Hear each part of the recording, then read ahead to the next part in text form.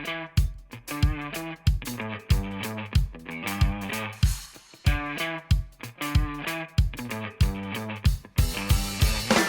morning, Nicole. How are you doing? I'm doing well. It's Monday. How are you?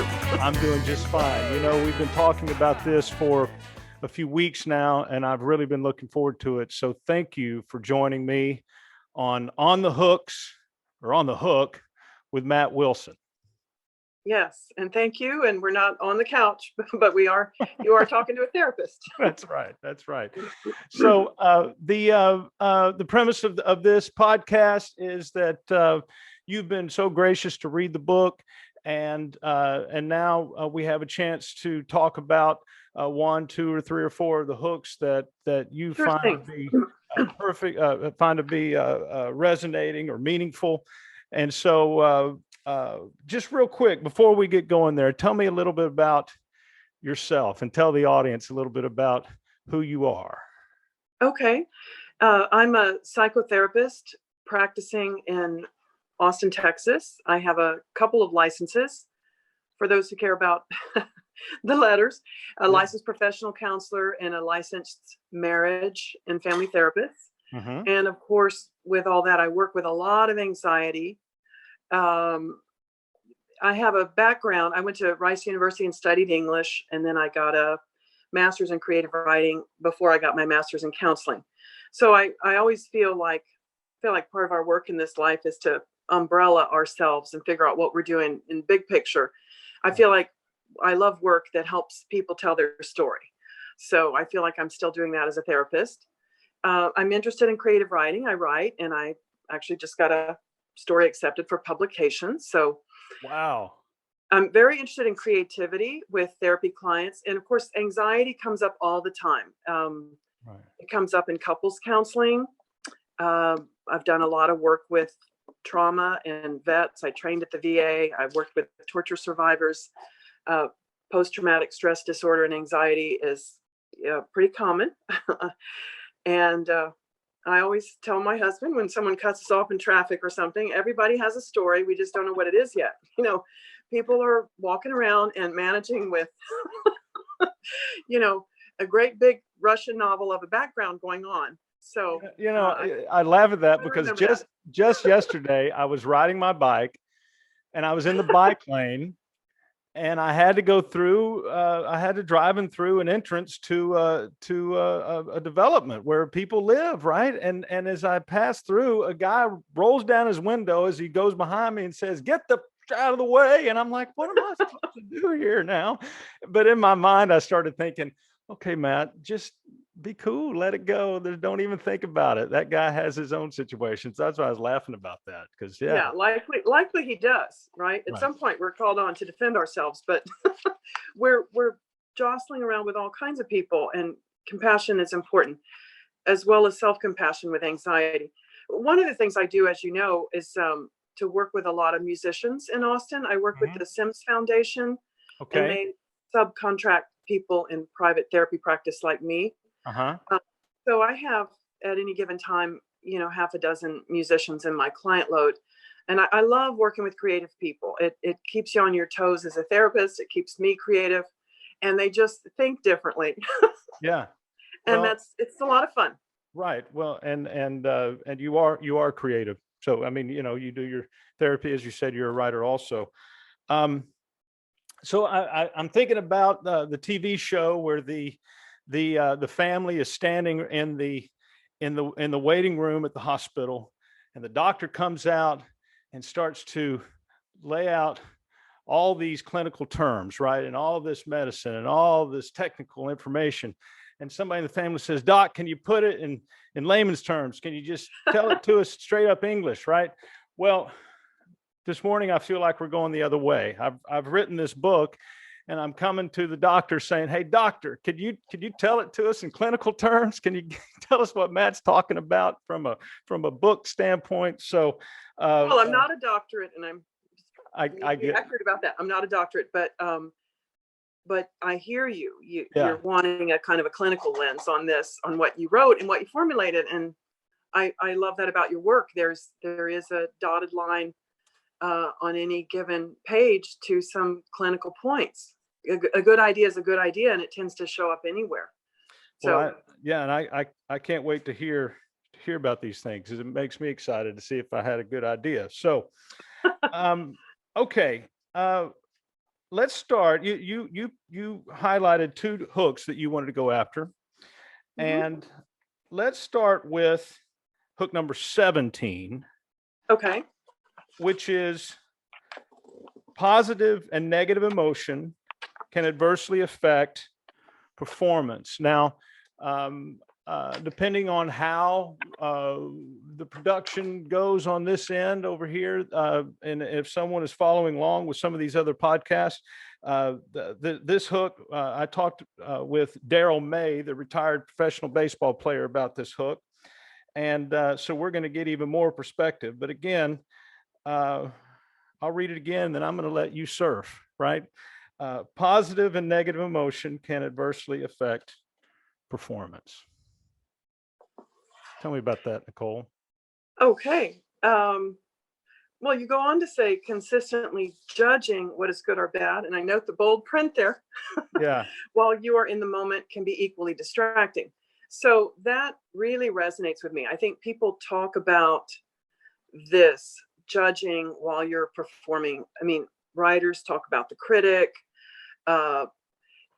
musicians talk about this in the moment, that reflect on a moment when they were playing, and judgment entered in.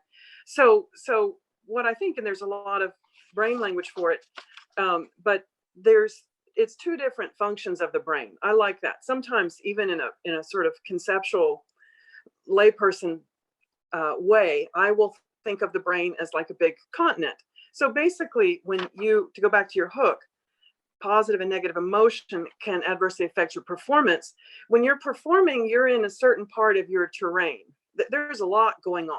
I mean, okay. I think Quincy Jones famously said that making music is the most, some kind of sentiment about how it's the most left and right hemisphere interactive activity there is, which was an interesting comment to make. Like, it's taking a lot of brain activity to sit there and do that in front of people. Yeah. So what I would like to say about how you develop that further in the hook, the judging takes you into the part of the head that is not creating and is not playing. You have just moved somewhere else. And there's a lot of good research on that. There is a combination, I think, when making music or creating any art, of being in what they call the default network: associative, spontaneous thinking, self-generated, internally directed thought. There's a lot of looseness required there to relax enough to play, to put some emotion into it, all that. If you were to get too much in your executive control center, plan, organize, manage activities, it gets too tight. It's too rigid to be creative. Okay? So really, creativity requires both. It requires that default associative brain network going on, and a little bit of executive control. But that's that thing where people get too tight, or they start wondering, which is the critic, as some people call it, in the brain. They'll say, oh, I have a really big internalized critic, or I have a really loud critic, a really loud editor. That part of the brain is interfering with you. You don't need to hear from him or her yet. Sit down, be quiet, scoot over. We will talk with you later. Yeah. You know, get out of the way of those who are doing it. Yes. So of course you want to check in with that part of yourself. And you call that in the book a lot, evaluation. There are moments to do that, but it's probably something to be carefully parsed out and not in the middle of performance, not too much. Okay. And I welcome your comments, because I'm talking about your business. No. This is fascinating. I go to the elephant in the room thing. Don't think about the elephant in the room, or don't think about an elephant right now. You think about it, right? So, an artist, a creative, anybody that's doing any sort of presentation or getting in front of people or offering anything, anything that is creative, right? There is critique. There is self-critique, and you cannot just shut that off. You can't. Now some people have a harder time even than others getting that part of them to sit down move on. I do believe that you can learn to regulate it. And you Yeah, use the comparison to like having a meeting. Don't talk right now. We're doing this right now. We'll let you talk in a minute. And what I'm thinking when I'm on stage, what I've learned to do is when I hear that critique, when I hear the criticism department speaking up, I acknowledge them. Okay, I understand. We'll talk and then keep going rather than try to completely suppress it, because then at that point right. it goes to the hook. A wrestled thought grows stronger. Then I'm just having an argument with this thought, and Sure. that's taking all the energy. So from a brain standpoint, the two can coexist at the same time. The performer just needs to learn to regulate it, right? Yes. And I guess that's where strategies, techniques, and I know many musicians have some. I know that you have some Yeah. strategies and techniques help. And then we can pull from other fields too, as you know, wisely so. You're here in this podcast talking to people in other industries, sports, and so on. Like we don't have to completely reinvent the wheel because we're all mammals, and to a general extent, we have similar brains. Yes. So what you did there was interesting, though. If I wish you could see yourself when you can see yourself on camera when you were talking about that critic, you had him positionally. Do you remember Okay. that you had him almost behind you, That's over your so cool. shoulder, Yeah. back So there? cool. So Yeah. you're somatically you're doing something like this. I don't know if you can see my Yeah. hand. I know exactly. Yeah. Okay, so you've got him for you, at least in this moment, spatially placed over there, and you're doing something to him, getting him to sit down. Again, I like the phrase sit down. To me, some of these dudes or parts are in a bus or in a car. Okay. And I work a lot with people and say, who's driving the car? Okay, Right. so the Right. critic, if the critic is driving the car the whole time you're performing, you know, you really probably need to be an air traffic controller or something. Right. Or do some work to get him to move to the back. Um, and Yeah. scoot over, you know, let the performer or somebody a little looser get up and drive in front of the audience. And the other thing you're doing is nodding. You're kind of nodding at the critic, or the critical thought. Yeah. And there's a lot of meditation techniques, and you do your own riff on some of these in the book, where you kind of tap. I always think of it, that's my word, tap. You know, you find the critical thought and you tap. Yeah. You smack him. You tap and you notice it, or you nod at it, and you let it pass through. Right. So one of the old meditations is to take the thoughts and put them out in front of you in a river, and you are on the bank of the river still. I think this comes from Kabbalah, and people use this, including in anti-anxiety therapy and in mindfulness activities. The thought is a leaf going past you on the river. We're not trying to pretend that there are no intrusive thoughts. We're just trying to give the person a little playful, gentle, what's the word you use? Ability to regulate them. Maybe cast them out into the river, let them go past. Or as you say in your book, wad up each thought like a piece of paper, throw. Wad up, throw. I had not heard that one. I liked that. And well, thank you. Visceral. I also use the one of the hooks is the passing tree, whereas you're in the car. Think of the thoughts as the trees on the side of the highway. You see the tree coming. Now the tree is next to you. Now you're past the tree. You can maybe see it in the rearview mirror. Eventually you get so far down the road, the only way that you could ever go back and revisit that tree is if you turn around and go drive by again. Otherwise, and I go on to say in the book that so many thoughts, if you treat them that way, they'll just pass through. So there's, so many different examples to that. I was laughing when you said, if we let the critique drive the car, and I thought back to, there was a moment when I came home after being in the Broadway tour for a few years, and in that environment, everything was about consistency and perfection and nailing it and doing the same over and over, and there was very little room for error, and that's how it needed to be, and I understand that. But when I came home, it was just a lot of my performances were a different and needed to have a different approach, right?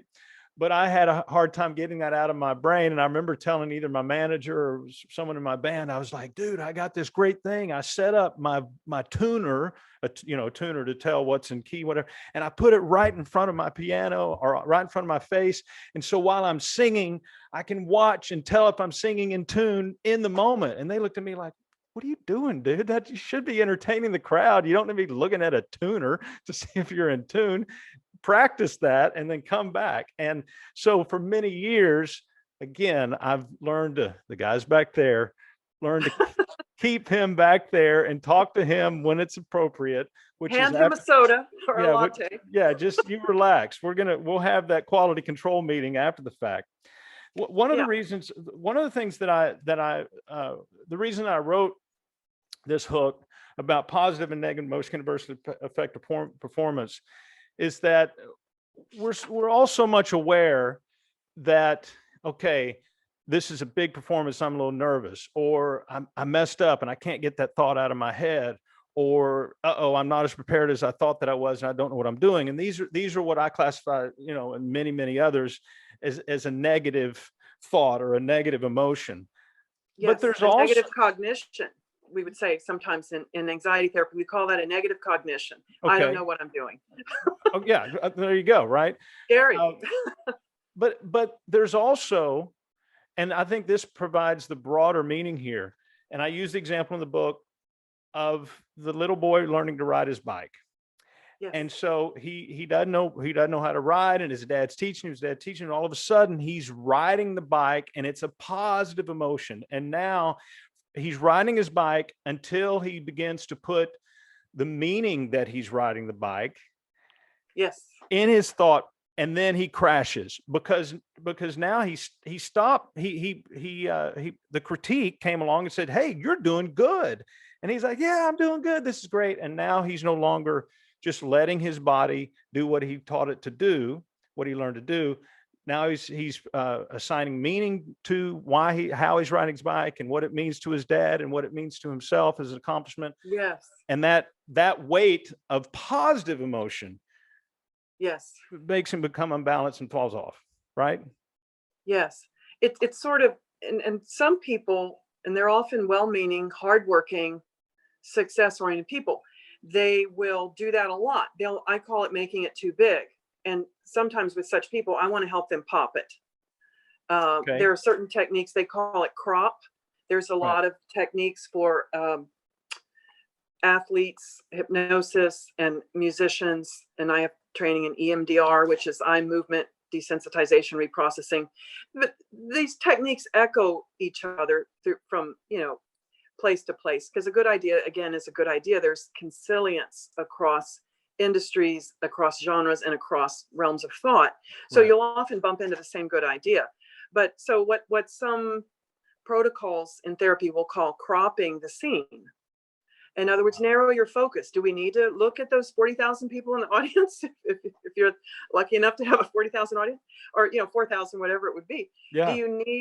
Can you even mentally take in that many people? But to crop it and get it smaller, just like cropping the meaning of riding the bike. Right here, right now, I'm on a bike. Dad's somewhere back there, hope so.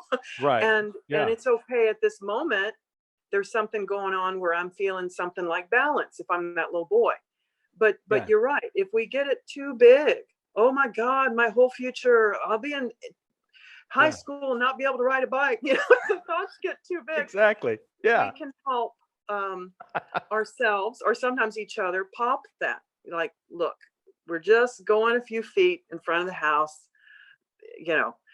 And that, I think, is what mindfulness tries for. Or we shrink the meaning and the heaviness and the bigness of something. Sometimes it seems counterintuitive, and there will always be, excuse me, but some fool next to you saying, "No, it's the big one." Don't screw it up. Don't screw it up. Right. This might be asking the question after you already gave the answer, but as I was preparing some notes, 2 questions here. What happens to us physiologically and psychologically when we give too much meaning to a positive event? And then how do we celebrate our good fortune with a balanced perspective? Okay. Nice questions. So, and you may have to remind me and bring me back Yeah. around to the second question. Yeah. But Yeah. what happens physiologically with positive emotions? Okay, so the shortcut word for all of this is in therapy land is arousal in the body. And we're Okay. not just talking about the good kind of sexual arousal. We're Yeah. talking about arousal in the body, heart beating, hands and feet getting kind of tingly and activated. You know, it can Mhm. happen when you're mad. It can happen when you're excited. It can happen when you're on, when Yeah. you're killing it. There Right. is arousal in the body.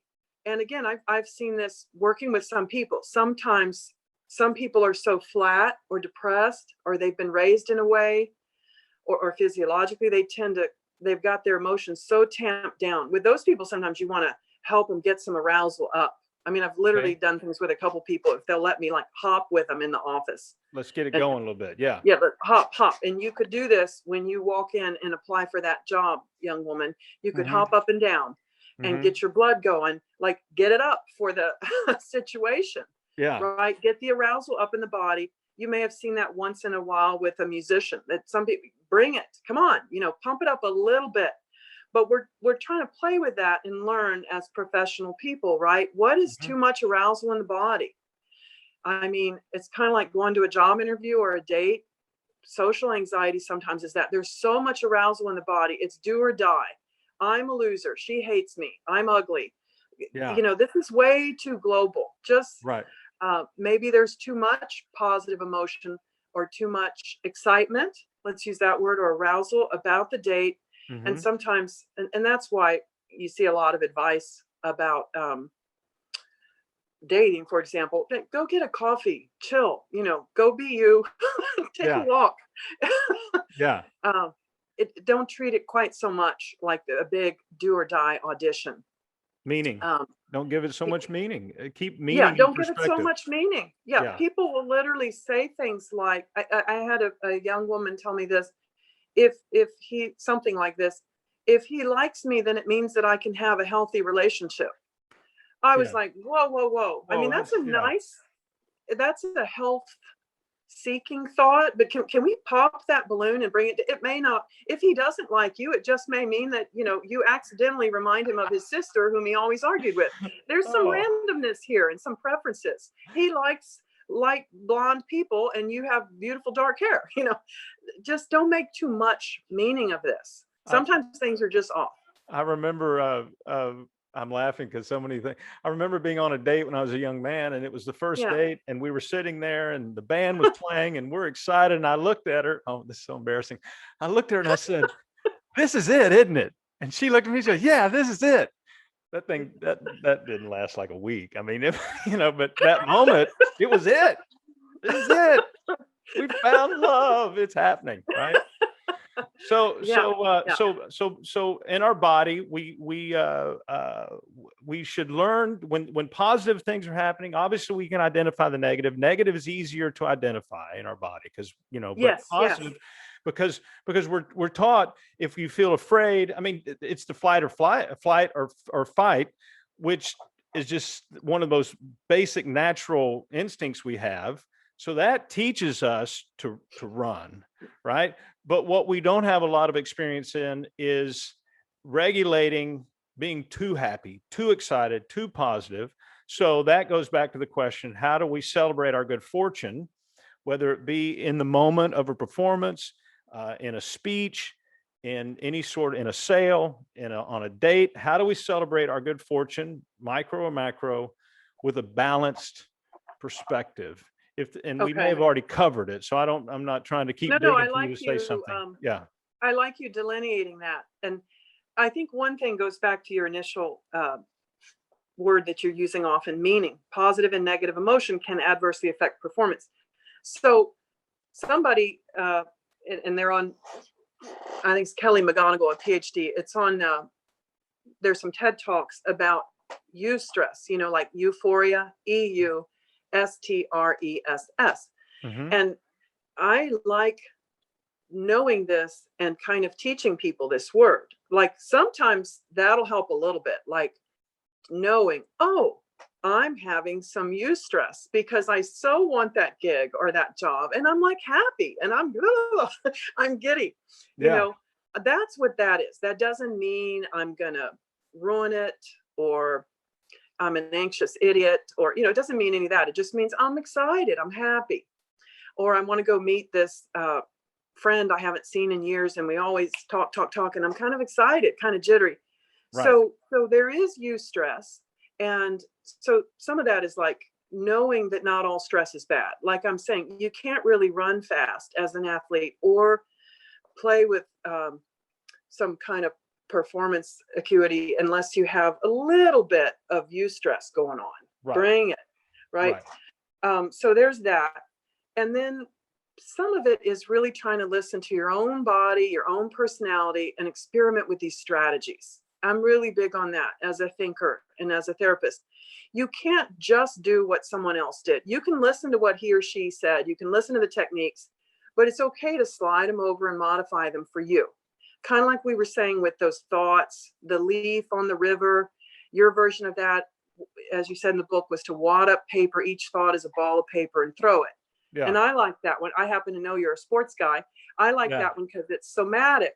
It's visceral. Your body gets to do it too. Yeah. I worked with someone one time, and she had distressing thoughts, and I said, where are you going to throw them off of? What do you need? She said, I'm on the edge of a cliff and it's a boulder. I'm going to roll it off. I want to hear it. I want to see it drop into the abyss. I mean, very creative of her. And she would do that exercise trying to get some negative thinking of hers out of her and off of her. And that you see me doing this gesture with my body. Right. So some of it is experimenting. Is there something with your body that can help you? Little things. I will tell, this is just my little tell. When I'm doing therapy and I get really intense, which I am an intense person, sometimes I will tell myself, lean back. That's me trying to lower my eustress, right? And also changes things energetically. If I could get my big self to lean back, then the other person might lean forward, and he might have more room to come up with his profound, passionate insight or thought or strategy for himself. So that's an example of playing with the body, tipping over and lying down. I've seen athletes do that. I had a coach tell one of my kids that, you know, bend over, shake, put your hands on your knees. That kind of playing with the body sometimes can lower stress. And of course, famously, breathing. There's a lot of ways to do it, but finding some breathing that works for you. And basically we want longer exhale than inhale. That's the only tip. Other than that, whatever works. Whatever works. I compare in the book, and I compare the body to an instrument, right? I like that. Learn your instrument. So yes, nice. And so yesterday I went to church, and before church, we only had the taller cups for coffee available at home rather than the normal side. So I've filled up the cup, because you fill up the cup. And then I noticed when I was sitting in church, I was just jittery, and I was kicking and I was moving around. I was like, man. And I came home and I told my wife, I said, man, I was so jittery and worked up in church. I needed to go run or something because I had too much coffee. And she said, well, did you have 2 of those cups? I said, no, but one of them's worth, you know. My point is that I knew exactly what was causing me to feel jittery, right? I had too much coffee to go sit in church. Well, think of if we learn when we have too much coffee, right? We may learn when we have too much wine. We also need to learn when we're reacting to an emotion. Yes. Am I interpreting this as too much anxiety? Because I think you can interpret things between anxiety and excitement. I think it can come in and you go, okay, you're going to go to the anxiety corner and you're going to go to the excitement corner, right? But wherever we put them, these thoughts and these emotions, we still have a choice. Do we fill up the cup completely, or do we recognize, okay, I have too much anxiety, so I'm going to use my techniques and tools to bring them down. Down regulate. Or I need to use some of this excitement to build it up. And one of the hooks there, in fact, it's one of the first hooks. Let me see if I can do this quickly. Well, there's hook number 2, mental preparation for high pressure performances should begin early, learn how to prepare mentally. And then number 3, pay attention to how you react when presented with an opportunity. Initial unmanaged reactions could eventually lead to disappointment. So that kind of leads me to a good segue here, because you mentioned, and forgive me, I should have wrote this down, but say again, you've recently become licensed in the therapy with the eye movement. That's Well, it's about 2 years ago now, but EMDR. EMDR.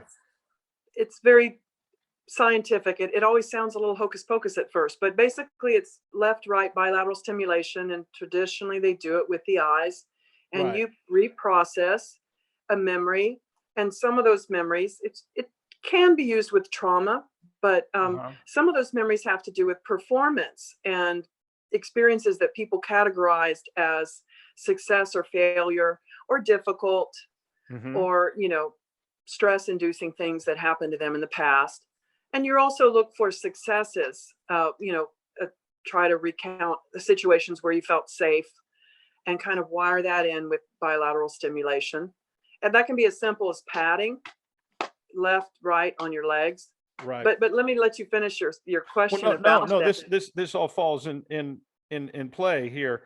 And so within this hook, I came up with, and again, it's tongue in cheek. And for those that have seen the other podcast, if this is not your first, we talk about it again, but I'd like, I tell everybody this, I'm putting you on the spot. So you have every right to say, Matt, nah, right? Okay. So I wrote out the sort of, funny opportunity reaction management system. I had to come up with a word for the list, right, in the book. And so here we are. The opportunity comes along, and you have these feelings. Okay, so number 1, identify the uncertainty. Be specific about what you're feeling. Right. Number 2, ask what if. And in the book, I say, allow yourself to go wild here. Just go nuts in every little thing. What if the date doesn't go right? Or what if the date goes great and I'm finally going to get married and meet the future person of my life, right? And then, but then after you've kind of thought, now do you start to make a plan, formulate a counter strategy to whatever emotion you're feeling. This includes practicing, reviewing skill techniques, strengthening your focusing processes, setting and following a routine. And then number 4, move into a position of control. You have a say in what happens here. You should gain confidence from your preparation and executing your plan. At some point, you have to go pitch the game. You have to go sing the song. You have to go on the date. You have to go time. You have to do it. And then after the fact, accept the outcome. Acknowledge that if you follow the first 5 steps earnestly, then you gave it your best. If it worked, congratulate yourself. That's awesome. If it didn't, just find a chance to go do it better the next time. Does that fit in with a lot of some of the things that you do? Yes. You're doing something at the beginning of that, which I would call go right to it. When you say identify the uncertainty or identify the worry or the negative thoughts, right? This is old, they call it in my field, cognitive behavioral therapy, CBT. What's the worst case scenario? And this is important. This is important with our kids too, by the way. When you get a kid worried about something, you can't it's really not the best idea to just keep telling them shush. That's not going to happen. Sometimes you let them go there. Okay, so you're standing up there and you say it wrong on stage and everybody laughs at you. And then you kind of give them some and then, and then I don't know, you bow and you laugh too, and we go get an ice cream. You play with that. You make it loose. Right.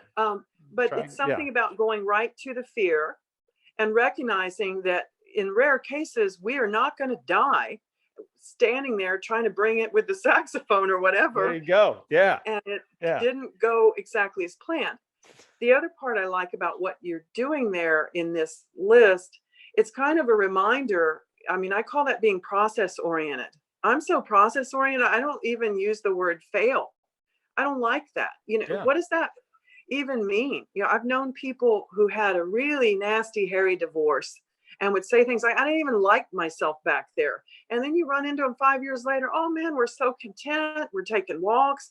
I've remarried. We're doing this. We're doing that. I'm so glad I went through that other stuff.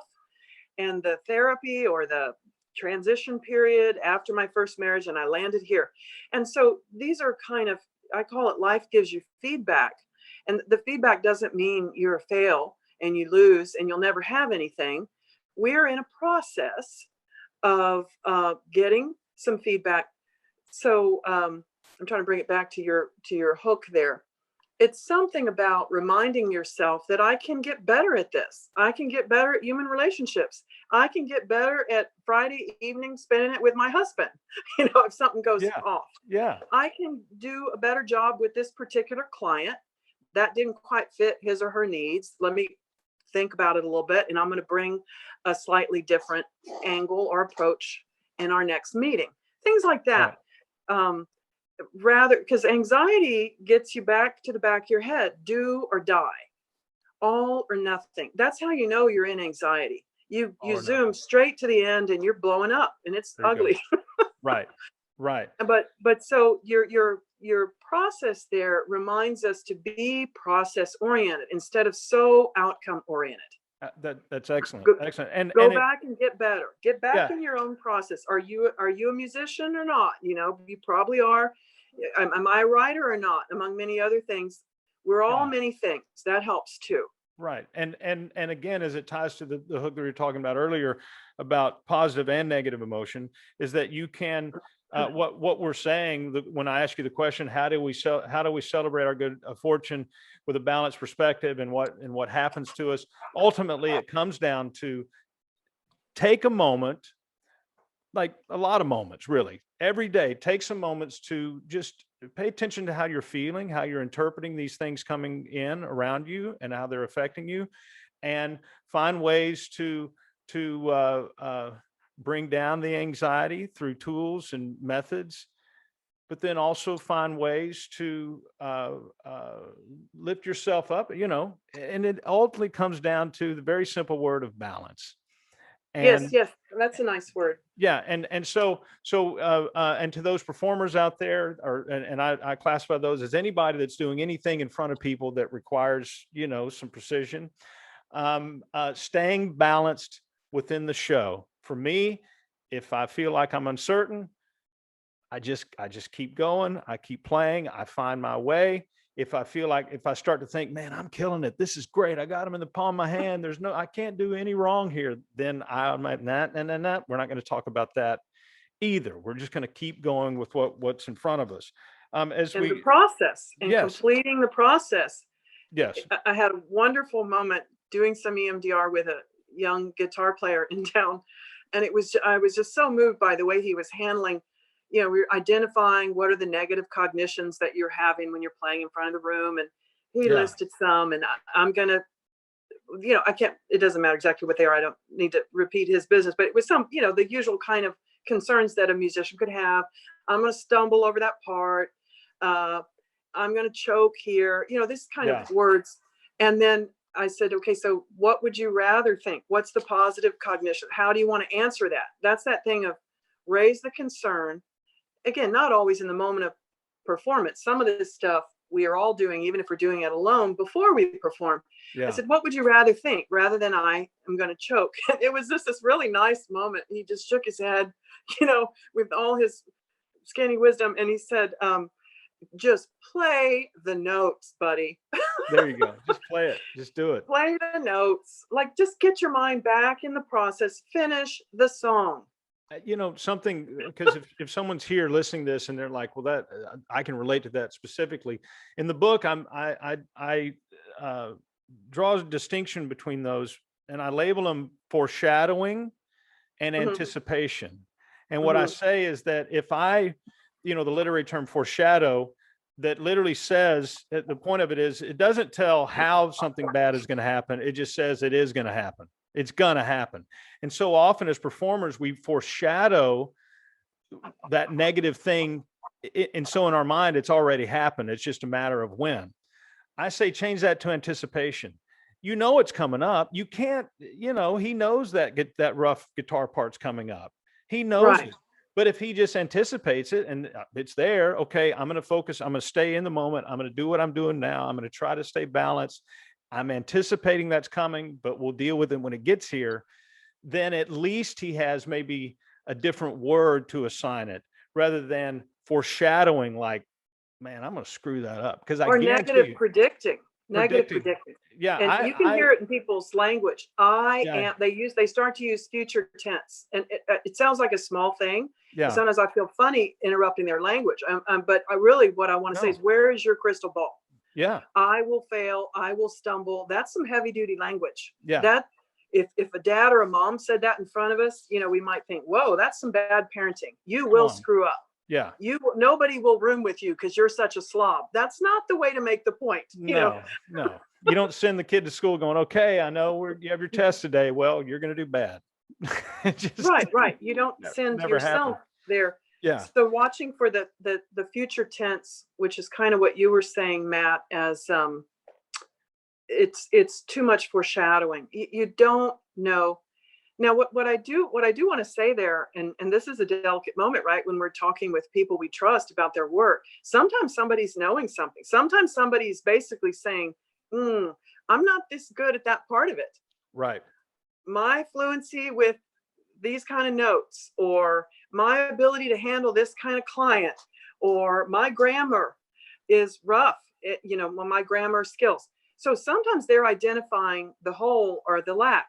And that's evaluation, right? That's what you do with a trusted advisor, or not in the middle of the performance, but at some point afterwards, you kind of meet with yourself and you go, I'm not very confident about those kind of finance terms. If I'm a financial planner, maybe there's a little bit of research, and sometimes it's not so much. It's not that I can't figure it out cognitively. I need to burn through about 4 or 5 hours and bone up on this area of my field.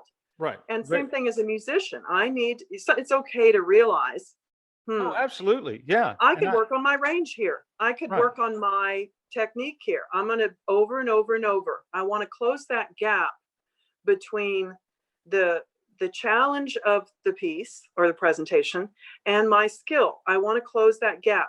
And what's flow state? This is cool stuff. This Czeslaw Mislahi, this psychologist who writes about flow state several decades ago. But in a nutshell, he says, when you have high challenge and high skill, that's when you're, the angels are singing in your head and you're on it. It's hard. Not everybody could do it. It fits you, and your skill is there because you have practiced and worked your craft. And this piece or this presentation highlights what you can do, not what you can't do. Right. Well, I say in the book, one of the hooks is don't show them what you can't do. Right. So if in the moment you're uncertain and you have a choice, don't do it. Do something else. Right. And then, but sometimes that's not the case. And so then I write about raise your base level. I mean, everything, again, in those steps we talked about earlier, go wild. It's okay in the practice room to identify and show everything that you can't do. I mean, we had probably 10 to 20 different final versions of hooks. Final version. We're ready. And then we'd go double check one more time. And we misspelled that word, or we didn't do that comma. Okay, the next one's going to be it. I mean, this was before we told everybody we released it. It's fine, because I knew, as painful as the writing process was, to continue to find that last little potential error, and there still may be one in there, by the way, but as painful as it was to continue to pour over it, I knew on this side of the project, it was okay ultimately, because until I told everybody to go out and buy it, until I told everybody it was ready to go, I could continue to make as many mistakes and learn as long as I needed to. Right. And so in the practice room, it's okay to be wrong. It's okay to identify these things that are wrong, and you shouldn't have them cause you to worry. You should be glad to stop yourself from being in process. Right. Yeah. Right. Let me ask this, because we're going to continue to touch on these same things, but this other hook, that was hook 17. So again, positive and negative emotion can adversely affect performance. The other hook that you asked to talk about today is hook number 16. And this one, man, this is huge here. I mean, I say that because I had to learn how to do this. Reserve assigning value to any significant situation. Good is not always good, and bad is not always bad. What do you think about that, Nicole? Well, I think, again, it goes back to process for me, that, and I think that's what wisdom is. Mhm. And if we believe studies of people, I mean, that's the positive part of aging. That's the difference between being your most anxious 18-year-old self or 20-year-old self, and then a decade or two later. It's not necessarily that you're a completely better person, although that can happen too, but that it's an understanding of what looked like it was a setback, was a career defining moment, and kind of helped me to veer and turn in another direction, either to get better on that or bumped me into another job or another spot or another gig that then was, life changing because I met these people. I always think of that as one thing leads to another. And I will tell that sometimes to people who are scared to make a move. It doesn't have to be the perfect move, because that move, I mean, it's this ricochet, it's the butterfly effect. One thing is leading to another anyway. Sometimes a little bit of gentle movement is good. And we don't know. It looks bad in the moment. It looks bad in the short term for the hero, but 2 chapters later, he's thriving. He's in a better spot. And usually he is. In fact, most stories, the hero is doing better a few Yeah. chapters down the road. Yeah. I made some notes on this. I haven't been able to talk to many people about this particular hook, and so thank you for choosing it. I'm just going to read what I wrote as I was exercising this morning and preparing. So we proudly wear a badge of accomplishment after we've overcome adversity. Think about it. When we are willingly, it's over here, I got to put it. When we are willingly taking on a challenge, we look forward to the reward, like a master's degree in counseling, maybe, right? It's a lot of hard work, yet we are motivated by the reward. Yet when we are faced with an unforeseen challenge, we tend to focus on the struggle. Yet again, we all champion the victory on the other side. And I think that if we can gain some perspective there, is that we don't have to go, yay, this is a terrible event in my life, I'm excited. Right. But I do think that we can say, think about so many people. You mentioned this, say we're all people. We all kind of respond this in roughly the same way a lot. Story after story after story, and book after book, and movie after movie after movie have been presented to us and given to us from people overcoming adversity and living through challenge. That's how we learn. That's how we grow. That's how we care for each other. That's how we build each other up. And there's something that could be courageous and brave and just some very balanced perspective to say, if I'm going through something that is identified as bad right now, maybe it's just my opportunity to build my own story that can be helpful to someone else. Right? Right. And that, or even helpful to myself, that there'll be a point when I look back on this with more information in more days and months and years, and it will, and that sometimes can be helpful. You hear sometimes married people will say that, sometimes business partners say that, we're going to look back on this and laugh, I hope. Yeah, that's great. Yeah, one day. Yeah, that's perspective, right? But you're tapping on something that really can help with anxiety in general, which I think is one of the main topics of hooks, and that is resiliency, right? Part of the anti-anxiety work is to think about a situation or two and really savor it, not just when you screwed up. That's the catastrophic feeling of maybe this can happen, maybe that can happen. Also, hey, remember a time when you played comfortably, and I don't care if just 2 people were there. I really don't. There's tons of information there. What were you doing? I love that question. Tell me a time when you succeeded at something similar. There's a lot of good information. Well, I was wearing this, and that was my brother. Okay, put your brother in the audience, at least mentally. Practice, play to him. There's information for all of us. And a lot of that information comes from how did I overcome? This is a strengths-based look. I think this a lot about musicians, by the way, that nobody's comparing you to every single musician. I'm not, you're not extracting my tooth. I don't need it. And even that, apparently there's a lot of different ways and opinions about that. I don't need you to be the perfect musician for you to be a really damn good musician and give me a wonderful experience as a viewer on Saturday, February the 9th. It's comparing and overly criticizing, overly critiquing is hard. So I'm trying to see where I'm going with this. I'm trying to tie it back to the hook. Right. Well, good is not always good, and bad is not always bad. Right. Yeah. And that it's okay to remember when you succeeded and what you hear in life, a lot of the same feedback over and over again. If you're going to piss someone off, or if I am, we don't have to say it. I bet we know how and why. Yeah. In general, I know what it is about me that somebody won't like on the rare occasions that happens. And you do too, about yourself. And we also know this is what I hear over and over again about me. This is what I bring. So I want to encourage people a lot of time. That's the answer with the anxiety. I'm thinking about a person who was doing technical presentations, and it wasn't called PowerPoint, it was the Mac version. What do you call that? The Mac PowerPoint. Keynote? Yeah, these were keynote presentations at the company, and she'd gotten certain feedback. And the point was, she made a good decision. She was a good, broad-based, left and right brain thinker. And she said, I don't like all that language on the keynotes. I'm not doing it like that.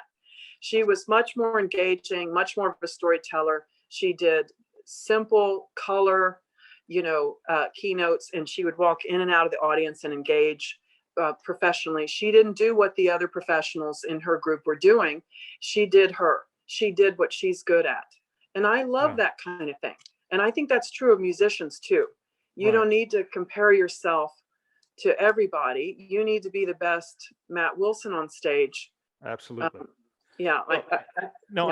I like that from an audience standpoint. When you said, I'm not out there comparing you to every musician. That's no, every performer, no matter again, what performance-based occupation or activity you're taking on needs to understand that the audience isn't sitting out there going, well, okay, I'm going to watch this guy, but I really know what Billy Joel sounds like. So let's see what happens here. No, it isn't that at all. Let me ask this on the reserve assigning value, reserve assigning value to any significant situation. I'm sure as you work with a lot of couples that are coming in and out of relationships, that what seemed good at the moment turned out maybe to not be so good, and what seemed bad at the moment really wasn't that bad overall, right? Yes. And the shortcut view of that, I love that you asked that. People in the beginning of relationships, if they have good social skills, they don't want to fight. I mean, I don't enjoy fighting with my person. We don't want to fight.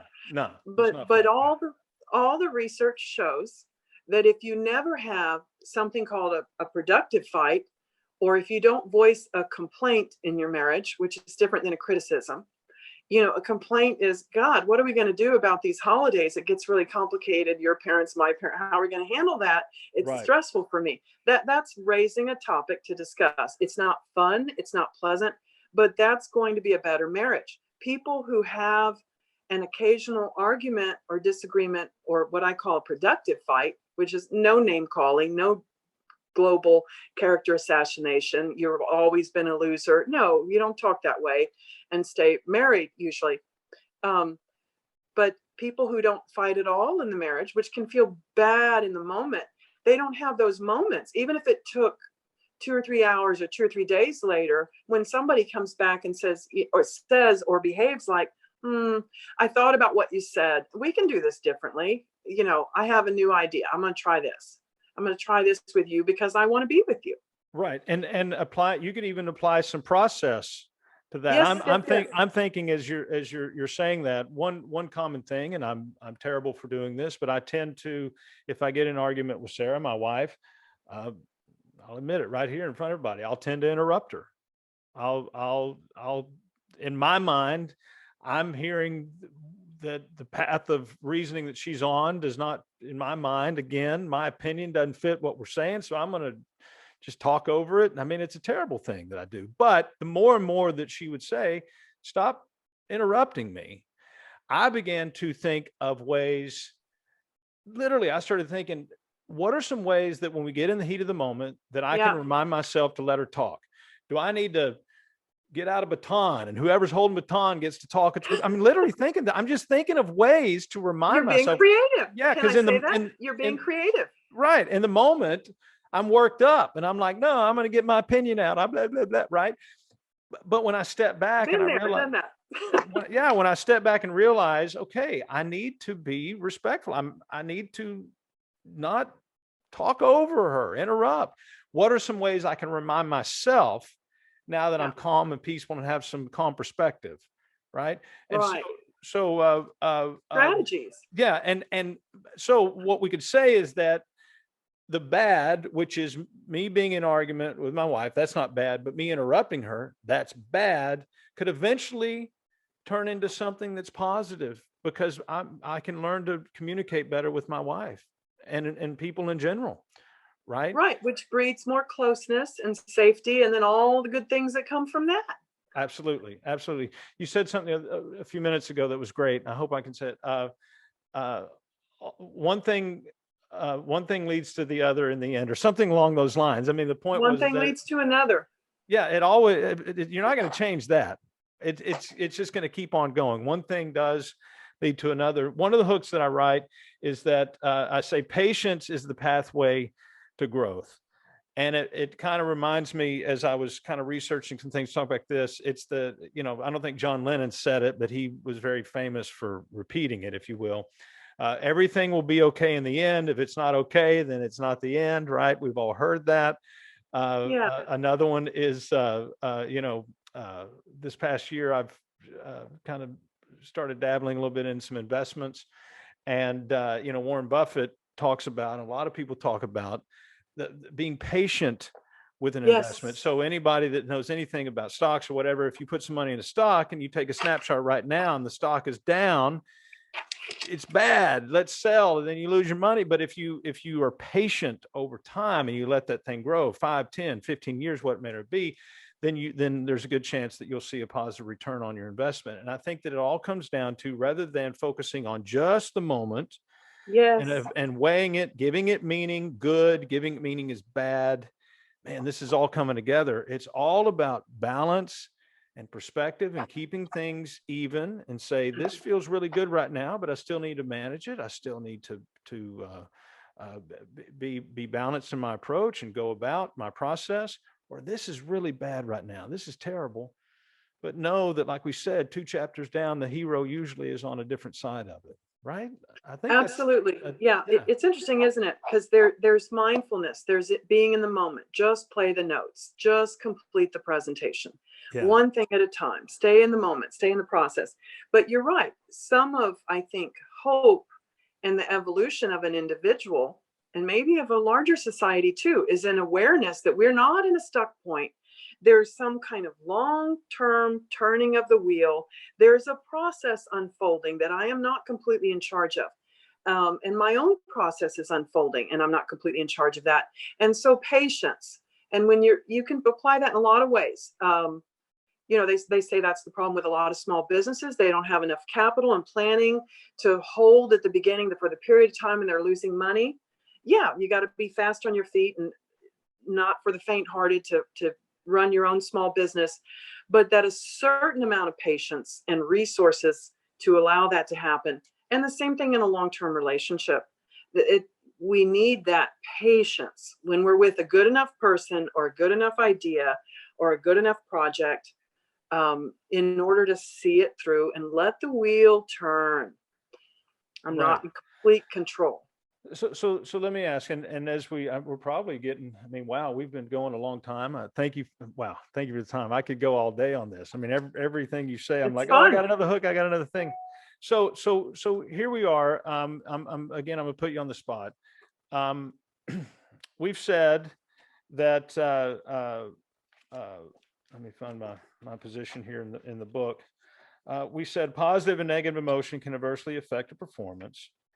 And then we also said that reserve assigning value to any significant situation. Good is not always good and bad is not always bad.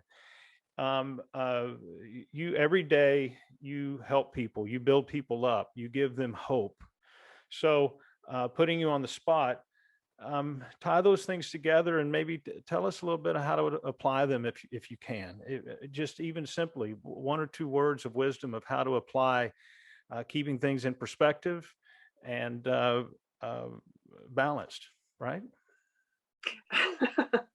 Well, it's a really tried answer. It's a 38 Special song. Hold on loosely. All right, yeah. Right. There's your balance, right? Nothing's going to work out.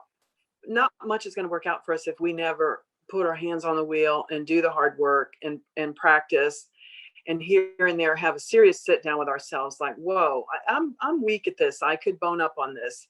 It's okay. I can do it. I'll spend some hours on that and I'll get better at it. Right. So there's that. But that if we cling too tightly, you know, if we're too hard on ourselves and too self-deprecating, we're not going to be able to savor or be in that default mode of the head that does cool, associative, spontaneous, fun, creative, self-generated thought anyway. We're not going to be as good at problem solving. So I'm not sure I'm tying it all together for you. No, you are. What I'm hearing is that we have these voices.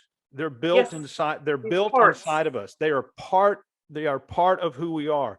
You are not going to get rid of the critical guy during your performance or during your life, and at the same time, you're not going to get rid of the one that's super excited and overconfident, right? And I can do anything I want to do. I mean, they're part of who we are, and so if you have doubt or you find yourself criticizing yourself in life in general, or when you're in the moment on stage, understand.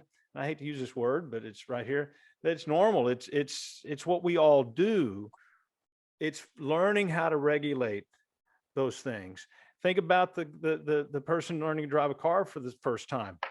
There's a gas pedal and there's a brake pedal, and you can slam down either on one of those, but when you slam on either one, they're going to react. The car is going to react a certain way, right? So what you learn to do is kind of put your foot on the gas to go a little bit, and you kind of put your foot on the brake to slow it down.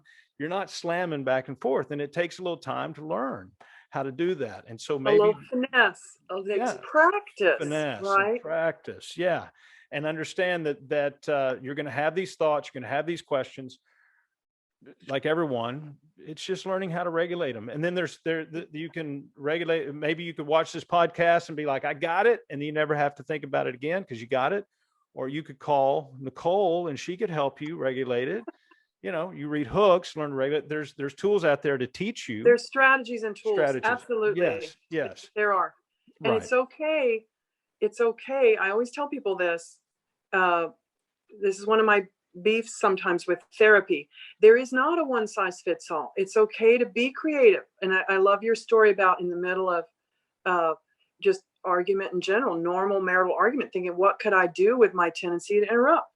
People are so ingenious. That's what I love about my work. I'm thinking of another woman who had a similar example. And I said, what are you going to do when you have that big energy come up in the face of your partner? She said, I'm going to sit on my hands. I'm going to sit and press on my hands. And she would do that. That was her signal. Get it down, regulate your big, wonderful, but also sometimes scary energy. So just to be creative, have fun with it. I asked somebody one time, I like giving that critic something to do. Okay. I asked this guy who worked at a big tech company, which shall remain nameless, and he had some panic. I said, what are you going to give your critic to do when you have to do that presentation? And he reached back. He liked the car presentation. He said, I'm handing him a Rubik's Cube. He said, I've fiddled with those all. Just do this, buddy. Put your head down. Work on the Rubik's Cube. I got something to do here. And that's gold. That's golden right there. Yeah. Give your critic something. Give your critic something to do. Yeah. I'll do that sometimes when I'm performing. I didn't know I was doing that, but looking back on it now, I'll rather than think about every little technical thing I'm doing, this chord, this note, this sing, this word, I start going, well, why don't we see if we're breathing in between each line appropriately? Mhm. It's a new assignment. It's a new focal point, like So your little cool. hand solo on the Boom. piano. It's a We get to focal charge point. for this podcast now. Do you understand that? That what we just said, now we get to charge for it, because that's what people pay for. That's good stuff right there. Man, you're so enjoyable to talk to, and you have so much knowledge. And Well, thank you. where can we see this article that you wrote? You said you were Oh, published? it was a short story. I'm a little shy about that. That's my creative work. Okay. It's a separate part, but I love being a therapist, and I love the arts, and I love talking to you. And I think you've done a good service and a good synthesis of various parts of your brain in writing this book. I think this is a great big help for everyone. We don't have to have everything perfect and linear. There's a lot of consilience, which means that the good idea agreeing with itself and showing up everywhere, between music and therapy and the arts and the tech world and business. And we're all somewhat anxious as humans. That's the human condition.